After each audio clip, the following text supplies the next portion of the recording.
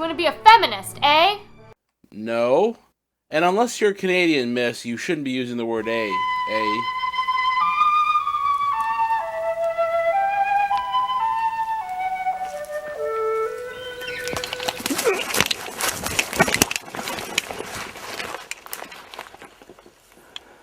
For a more complete story of the beaver, why not contact the Canadian Wildlife Service in Ottawa?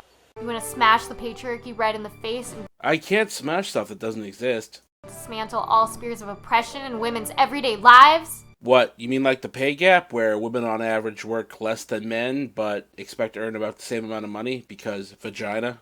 You think you got what it takes? To refute your arguments? Absolutely. You think you can work on undoing years of sexist, racist, and classist socialization that upholds the dominant cultural hegemony? Never has less been said by so many words. You think you can challenge your own transphobic, ableist, and homophobic assumptions?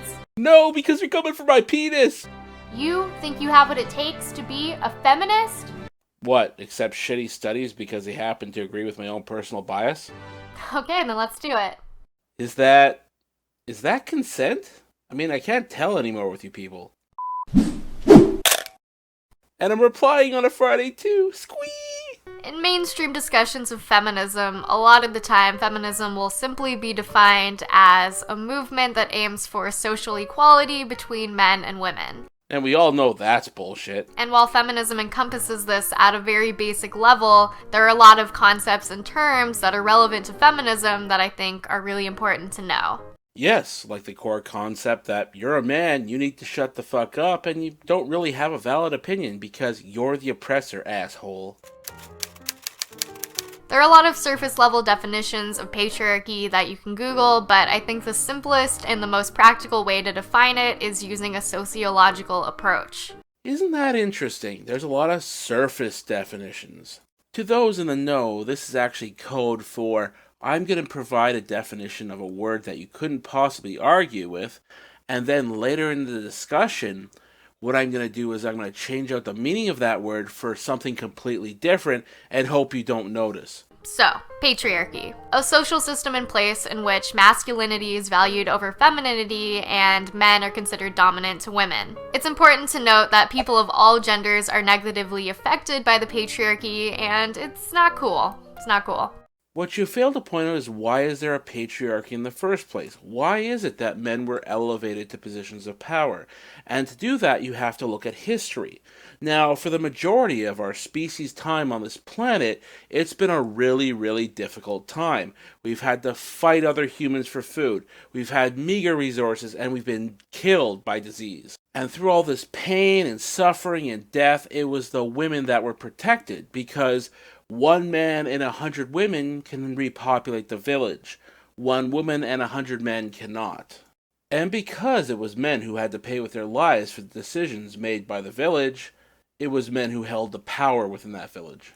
Feminism routinely ignores the sacrifices men have to make to keep society running. It sits on its golden throne, granted to it by men crushed by trees and suffocated in mines, and it looks upward, trying to break through the glass ceiling while ignoring the glass floor. If we do indeed live in a patriarchal society, one of the easiest things to see is that women are sheltered from the non-stop bullshit that's required to keep everything going.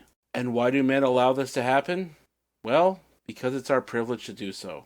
Intersectionality, a concept created by Black feminists and coined by Kimberly Crenshaw that describes the way our identities as well as systems of oppression overlap. Feminism has historically excluded marginalized women and situated the issues relevant to privileged women at the center of feminist activism. To avoid this, making our feminism intersectional is absolutely necessary. Intersectionality acknowledges the way that things like racism, homophobia, transphobia, ableism, etc. can intersect with sexism and disproportionately affect women with marginalized identities. Intersectional feminism is one of the origin points of what they would call the oppression Olympics, whereby people actually look and see how oppressed they actually are. One of my biggest problems with feminism is that they only suggest that systems are responsible for where groups or individuals are.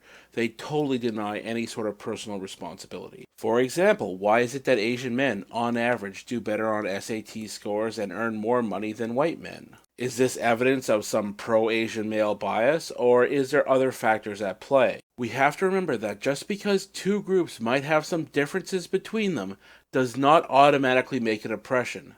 Trans inclusivity. Something that definitely needs to be more present in feminism, where we actively include trans women in our discussions and safe spaces. In the past, and unfortunately still today, many feminists have excluded trans women from their spaces and dismissed their gender identities. Which isn't irrational. They've never been women. They've never felt your oppression. Privilege. A term used to describe a set of advantages or lack of disadvantages experienced by a dominant group. One of the functions of privilege is that it often obscures the disadvantages of others, and it makes people who are a part of these dominant groups unaware of their privileges. Whoa, hold on a second. Wouldn't that mean that feminists might actually not be seeing the disadvantages they have because they're blinded to their own privilege? Also, recognizing that someone holds privilege doesn't make them a bad person. It just means that they're not going to experience disadvantages based on certain aspects of their identity. So it seems like you understand that there's certain types of privilege, which is great. That's absolutely true. I mean, you'd have to be an idiot to say that women don't have certain advantages and men don't have certain advantages. But the real question comes down to this.